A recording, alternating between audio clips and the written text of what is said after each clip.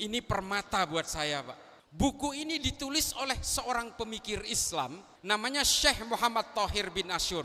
Judul bukunya At-Tahrir wa Tanwir, tentang tafsir Al-Quran yang membahas tentang penciptaan alam semesta, yang menggunakan proses analisis berdasarkan kitab Injil Kejadian yang dikenal di dalam dunia Kristen sebagai Genesis. Buku ini justru sebenarnya bisa melawan teorinya Stephen Hawking. Kemana ulama Islam dari dulu kok nggak pernah menyuarakan ini untuk melawan pemikiran-pemikiran ateisme? Indonesia kalau ada yang melakukan sensus, Pak, bahwa banyak orang yang keluar dari agamanya diam-diam karena tidak percaya adanya Tuhan, banyak, Pak. Sementara sebagian orang, ya, terutama yang pernah ikut FPI dulu, dia malah gelisah dengan berbagai perbedaan di antara sesama saudaranya, termasuk orang Kristen yang dicurigai bahwa Kristen ini ancaman. Kalau kita selalu berdebat soal dalil, Pak, maka seterusnya kita akan menempatkan Tuhan sebagai objek sengketa. Seterusnya akan begitu. Ketika ada gereja membagi-bagi sembako dicurigai, ini kristenisasi. Pak, ancaman terhadap agama-agama hari ini bukan agama yang lain, tapi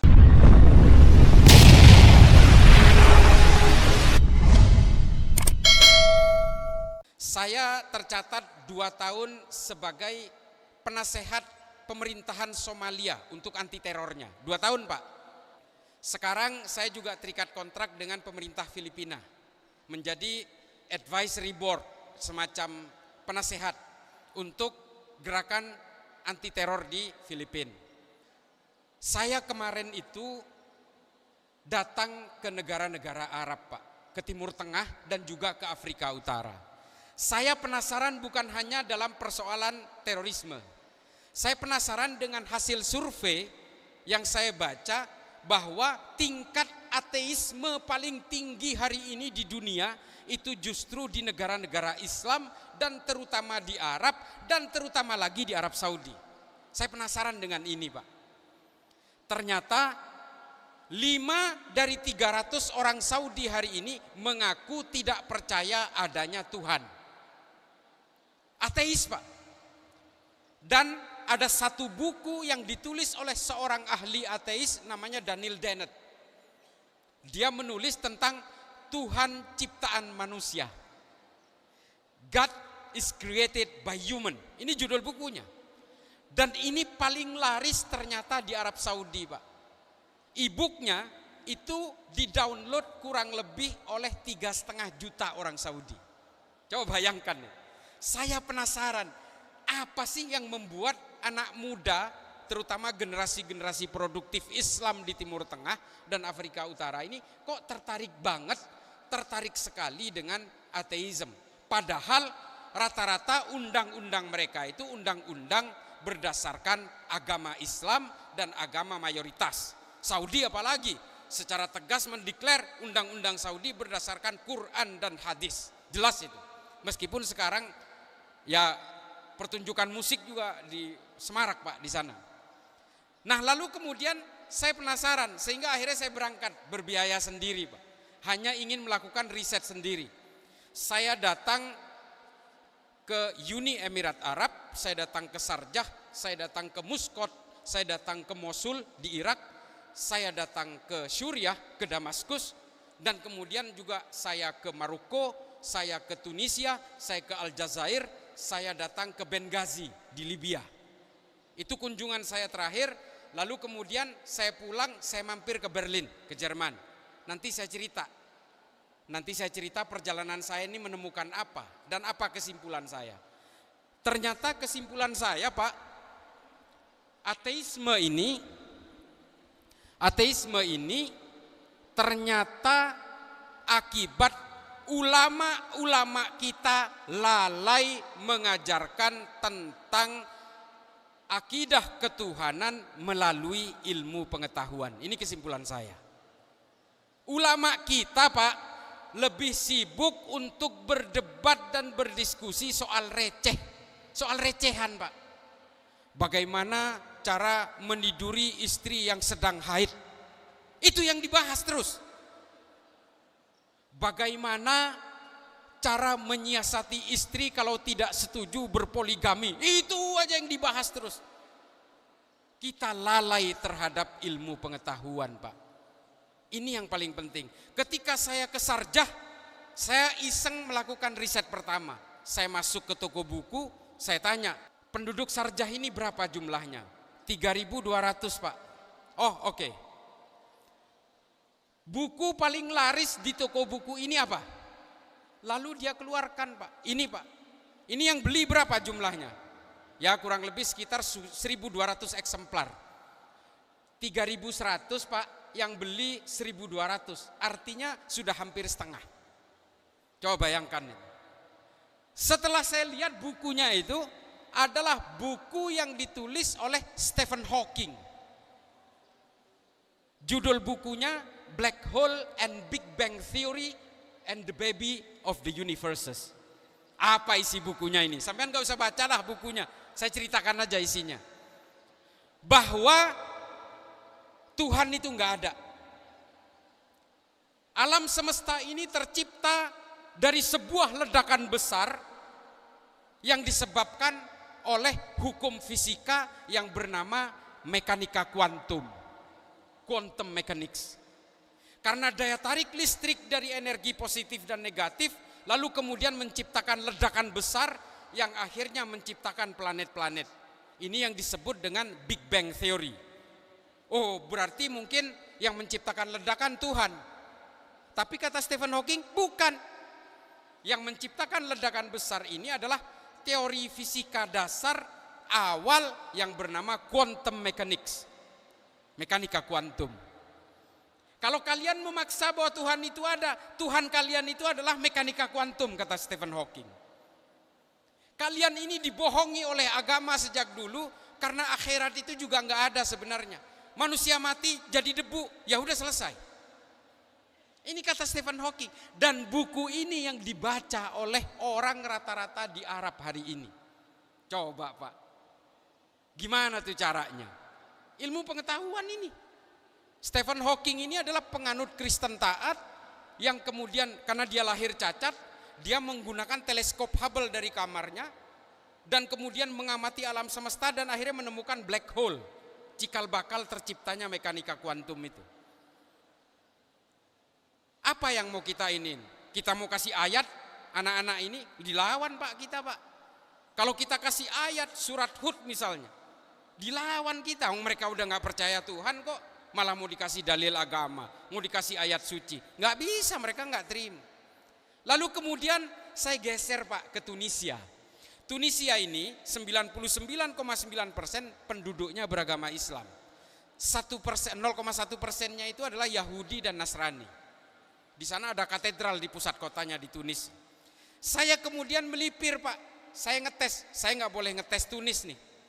Karena di Tunis itu ada Zaitunah University, kampus besar yang mahasiswa kita juga banyak di sana. Sehingga saya ngetesnya ke kota kecil, Pak, di perbatasan Aljazair. Nama kotanya itu Bofisha. Nah, Tunis ini kan bekas jajahan Prancis. Saya iseng, ada toko buku. Toko buku ini namanya Le Librairie of Islam, kan bahasa Prancis kalau di sana. Lalu saya masuk. Ya pakai bahasa Arab sekenanya. Ternyata orang ini nggak ngerti bahasa Arab. Orang Tunis, Pak. Ya terpaksa pakai bahasa Prancis juga sekenanya. Lalu saya tanya, penduduk Bofisa ini berapa? Dia bilang, penduduk Bofisa ini 2.300. Buku paling laris di Bofisa ini apa? Lalu dia berikan ke saya, Pak. Ini yang paling laris di sini apa? Kira-kira berapa jilid yang laku? 1.700, Pak. Hampir seluruh kota itu beli buku ini. Buku ini ditulis oleh seorang ahli saraf dari Inggris namanya Richard Dawkins. Judul bukunya The God Delusion, angan-angan tentang Tuhan. Coba tuh. Di dalam buku ini, Pak, saya udah baca sebenarnya. Saya ceritakan, tapi saya iseng juga beli karena saya belum pernah punya buku versi ini yang terjemahan Prancis. Saya beli juga sih. Meskipun buku ini akhirnya ketinggalan di pesawat. Akhirnya di dalam buku ini yang paling laris di Arab ini dikatakan bahwa Tuhannya manusia itu adalah urat saraf. Coba, mengapa? Urat saraf itulah yang menentukan manusia lahir cacat atau manusia mati. Jumlah urat saraf di dalam tubuh manusia itu hampir 2 juta. Kalau manusia itu lahir dengan urat saraf yang tidak komplit, maka dia akan lahir cacat. Kalau manusia normal ditebas lehernya, pasti mati. Karena urat saraf yang jumlahnya hampir 2 juta itu penghubungnya adalah leher. Antara otak dan sensor motorik itu semuanya simpulnya ada di leher. Maka manusia akan mati kalau ditebas lehernya. Jadi Tuhan manusia itu adalah urat saraf. Nah, buku ini yang dibaca oleh anak muda Arab, sehingga anak muda Arab hari ini paling banyak yang terpapar oleh ateisme. Pertanyaannya, kita mau ngelawan mereka ini gimana caranya? Indonesia kalau ada yang melakukan sensus, Pak, bahwa banyak orang yang keluar dari agamanya diam-diam karena tidak percaya adanya Tuhan, banyak, Pak. Karena apa? Yang dibaca yang kayak gini coba. Sementara sebagian orang, ya, terutama yang pernah ikut FPI dulu, dia malah gelisah dengan berbagai perbedaan di antara sesama saudaranya, termasuk orang Kristen yang dicurigai bahwa Kristen ini ancaman, Hindu ini ancaman, Buddha ini ancaman. Ketika ada gereja membagi-bagi sembako dicurigai, ini kristenisasi. Pak, ancaman terhadap agama-agama hari ini bukan agama yang lain, tapi ateisme, Pak. Dan kita tidak ada yang berdaya melawan Stephen Hawking ataupun Richard Dawkins. Enggak ada, Pak. Ulama kita semua diam. Karena ulama kita lebih sibuk berdiskusi dan berdebat soal dalil-dalil yang tidak pernah berhenti. Isu-isunya recehan, Pak. Kalau kita selalu berdebat soal dalil, Pak, maka seterusnya kita akan menempatkan Tuhan sebagai objek sengketa. Seterusnya akan begitu. Ternyata kuncinya, Pak, kita terutama yang Islam ini sudah terlalu lama meninggalkan ilmu pengetahuan, Pak. Padahal ilmu pengetahuan inilah yang pernah menjayakan Islam, bukan politik, Pak. Islam ini gagal dalam politik. Gagal total. Hampir 5 abad, Pak, politik Islam itu menguasai Eropa. Yang disisakan apa sekarang? Gak ada. Masjid jadi gereja semua.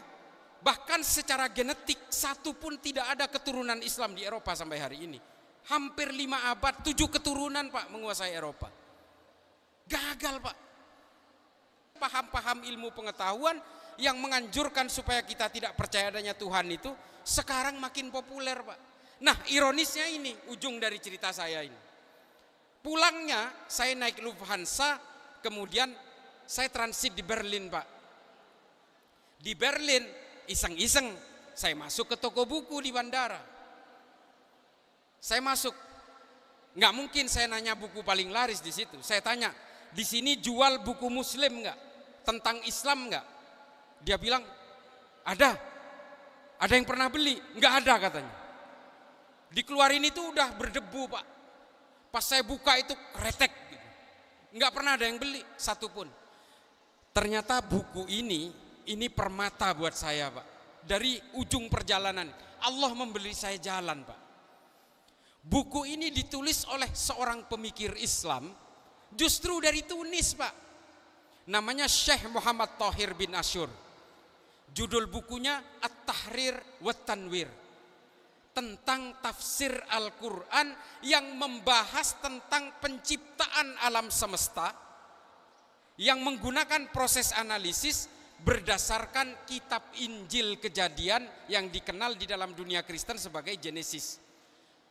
Syekh Muhammad Thahir membuat perbandingan antara pemikiran-pemikiran agama samawat dengan terciptanya alam semesta yang dituangkan dalam satu kitab yang namanya At-Tahrir wa Tanwir. Saya baca, Pak, karena bahasa Inggris.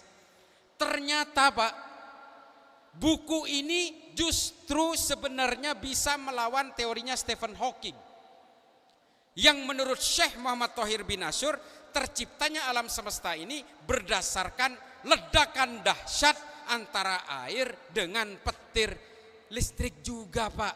Yang menurut Syekh Muhammad Thohir dikenal dengan teori al-ittisal wal infisal, penyatuan dan pemisahan. Saya udah baca ini, Pak.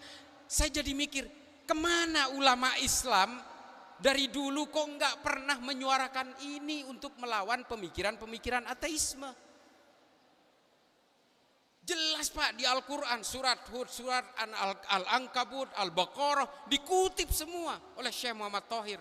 Dan dibuktikan bahwa ilmu pengetahuan dan Al-Quran itu tidak bertentangan. Padahal Syekh Muhammad Thohir ini dari abad ke-18 loh. Dan ulama kita nggak ada yang pernah menyuarakan teori al-ittisal wal infisal, bahkan terjemahan At-Tahrir wa Tanwir ini juga nggak ada di Indonesia. Ini PR bagi kita bahwa kita sudah terlalu lama meninggalkan ilmu pengetahuan. Sehingga apa? Kita akhirnya sibuk mengharam-haramkan Pancasila, mengharam-haramkan bank yang sebenarnya justru mendatangkan kemudorotan bagi kita semua. Muamalah kita menjadi hancur lebur. Yang paling terakhir, Pak, tolong mari kita jaga toleransi dan kebersamaan dan tetap jaga Pancasila kita ini untuk diterapkan setidaknya dalam kehidupan berpolitik kita.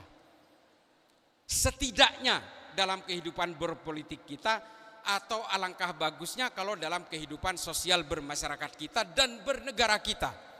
Silahkan, Pak, sampean mau menganut agama apapun, silahkan.